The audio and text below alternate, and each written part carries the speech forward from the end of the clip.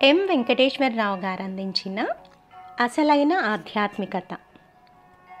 ఆచార వ్యవహారాల్లో భక్తులు మూఢంగా ప్రవర్తిస్తే భగవాన్ రమణ మహర్షి ఎప్పటికప్పుడు సరిదిద్దుతూ ఉండేవారు. ఓ భక్తురాలు మహర్షితో, భగవాన్, నేను 1,00,000 ఆకులు తుంచి వాటితో పత్రి పూజ చేశాను, అలా చేస్తే పుణ్యం వస్తుందంటారు, నిజమేనా అని అడిగిందట. వెంటనే రమణ మహర్షి, ఆ మొక్కను అన్నిసార్లు గిల్లే బదులు నీ శరీరాన్ని 1,00,000 సార్లు గిల్లుకొని పూజ చేయించుకోలేకపోయావా అన్నారట. ఎవరి మనోభావాలు వారివి, ఎవరి నమ్మకాలు వారివి. ఒకరిని ఒకరు తప్పు పట్టాల్సిన అవసరం లేదు. కానీ మితిమీరితే అతి సర్వత్రా వర్జయేత్ అనే సూక్తి మనోభావాలకు, మూఢనమ్మకాలకు కూడా వర్తిస్తుంది. అపశకునం, దిష్టి, పిల్లి, బల్లి, ఏదో ఒక మిషతో భయపడే వ్యక్తులు ఆధ్యాత్మిక వృద్ధి సాధించలేరు. మనోభావనలు మూఢనమ్మకాలుగా మారకుండా జాగ్రత్త పడాలి. నమ్మకాలు మన జీవితాన్ని శాసిస్తున్నాయంటే అభద్రత అనే ఊబిలో కూరుకుపోతున్నట్టే.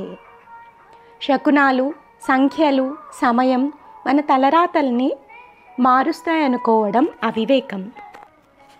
వాస్తవానికి సాటి మనిషిని అవమానపరిచి వారి మనోభావాల్ని అగౌరవపరచడం కంటే అమంగళం మరొకటి లేదు. మూఢ విశ్వాసం దౌర్భాగ్యానికి, పతనానికి, మరణానికి చిహ్నం.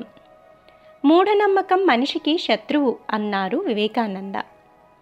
ఆధ్యాత్మికతను, ధార్మికతను కేవలం మనోభావనలకు, మూఢనమ్మకాలకు పరిమితం చేయకూడదు.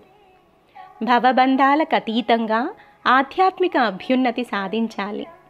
నేటి సమాజంలో చాలామంది విద్యాధికులు మూఢనమ్మకాల విషయాల్లో అనాలోచితంగా ప్రవర్తిస్తున్నారు.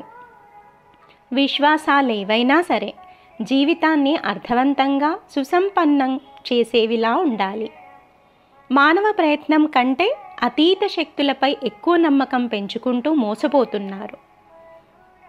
ఎదుటి వ్యక్తిలో కనిపించే బలహీనతలను ఆసరాగా చేసుకొని ఫలానా పని చేస్తే అదృష్టం తలుపు తడుతుందని, రంగురాళ్ళు ధరిస్తే దరిద్రం తొలగిపోతుందని మోసగించేవాళ్ళు నానాటికి పెరిగిపోతున్నారు.